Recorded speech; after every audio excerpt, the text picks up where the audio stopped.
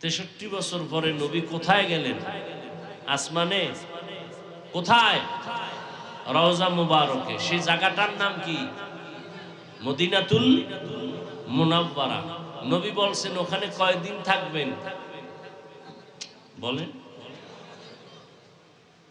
কিয়ামত পর্যন্ত। মরা না জিন্দা?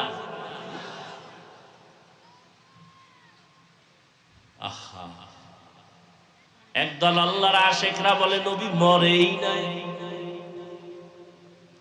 আর একদল আশিকরা বলে নবী যে মরিয়া কবরে গেছে আর জিন্দা হবেই না। ঝামেলা আছে, খালি ঝামেলা। যারা বলে নবী মরে নাই তাদেরকে প্রশ্ন করি, 63 বছরের গণনা আল্লাহ কেমনে আল্লাহ? নবীজির জানাজা হলো, জিন্দা ব্যক্তির তো